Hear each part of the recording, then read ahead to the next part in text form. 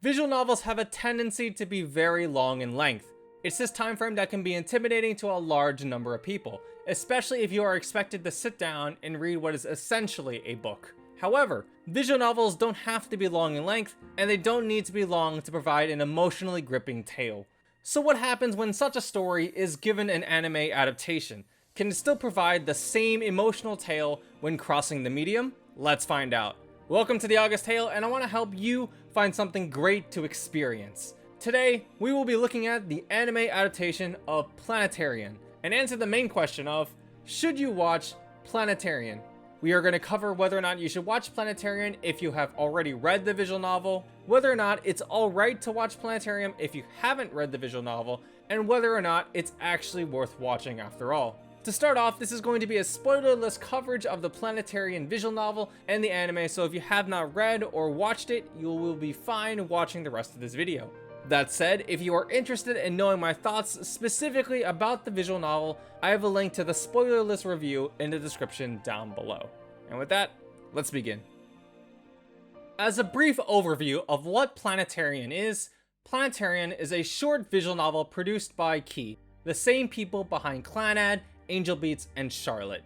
Planetarian shows us a post-apocalyptic world where humanity has eradicated itself through nuclear warfare. Humans known as Junkers are left to scavenge whatever is left of this ruined world. Our main protagonist is in an abandoned city where he stumbles across Yumemi Hoshino, a lone robot girl in charge of a planetarium. For once a year, electricity is operational, but the projector for the exhibit is broken. And yet, despite this, Yumemi patiently waits for the next humans to visit the planetarium, in which no one has visited for over 30 years. Now let's talk about the Planetarium anime. There are two versions of Planetarian, the anime OVA series and the movie. The Planetarium anime aired as a 5-episode series, averaging around 15 minutes per episode, so it's pretty easy to binge in one sitting.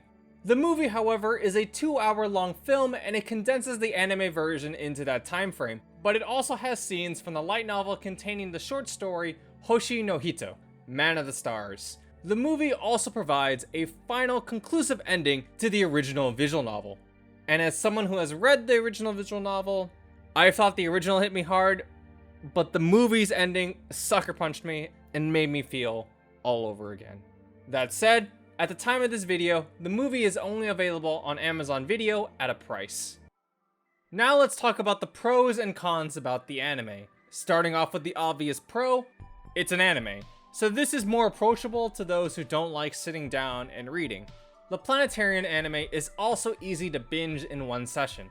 So this is a show you can enjoy in one single night with little investment needed.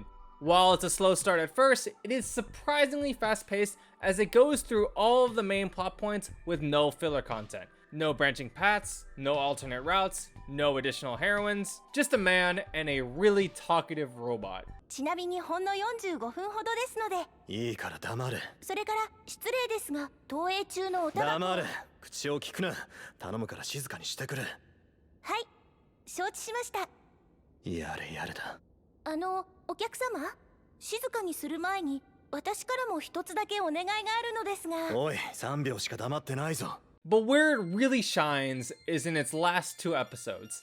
The anime does a great job in illustrating the planetarium sequence told by Yumemi in comparison to what is basically a slideshow in the visual novel, as well as building tension towards the climax.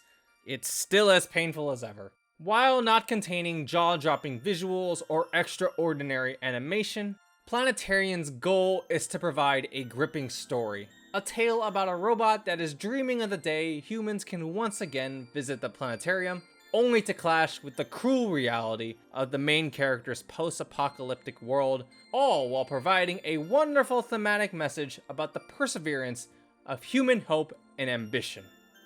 Let's talk about the cons and comparisons now. In the original visual novel, Planetarian introduces us to the world where our leads live in, a desolate world where humans have eradicated themselves from the war through nuclear warfare, and a never-ending acid rain plagues the earth. It creates a moody, melancholy tone and establishes itself as a much slower-paced work. Meanwhile, you have the beginning of the show being all like, But it's a lucky thing I had my pieces. to pieces. My gun. Oh, Anyway, I started blasting. Bah! Wow. Bah!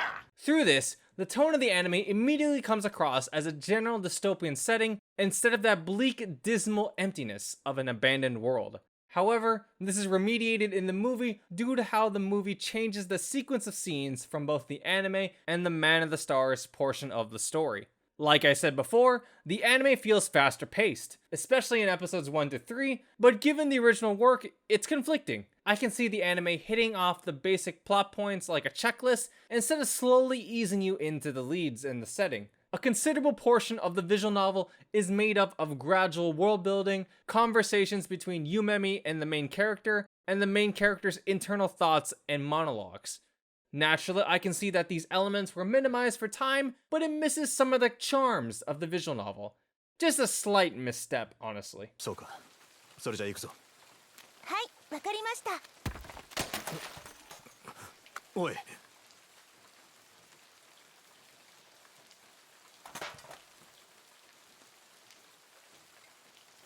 段差があるのでご注意ください。 That said, if there's anything I can nitpick about it, it's just that Perfectly Human never plays throughout the anime, and as my favorite track in the visual novel, I'm not mad. Nope, not mad at all. Absolutely not. My disappointment is immeasurable, and my day is ruined. In conclusion, should you watch Planetarian if you have not read the original visual novel? Yes. Like the visual novel, it's a short enough show to sit down and watch with low investment. You can also get enjoyment out of it as a self-contained story with all of the same emotional feelings from a classic Key work, and I urge you to check out the visual novel as well. Should you watch Planetarian if you have already read the visual novel? Yes and no. It's perfectly fine if you want to see Planetarian animated, but then again, given how short it is, you might as well reread the visual novel. That said, if you want to experience the story again regardless, don't watch the anime OVAs, but the 2-hour-long movie, as it has a more definitive ending compared to both the anime version and even the visual novel. Overall, it's worth trying to experience Planetarian in anime form. It's very passable as an adaptation, dutifully following the same steps, but it slightly lacks the atmospheric nuances that give the visual novel the moody, melancholy world building. But despite that, Planetarian still presents a great, concise, and emotional story of a man whose world has been changed by the storyteller of the stars. You can find my spoilerless review of the Planetarian visual novel in the description down below if you are interested. Additionally, if you are interested in other visual novels, please check out some of my other videos on my channel, subscribe if you liked the video, and check back every week for new content. Thanks for watching, and I'll see you all next time.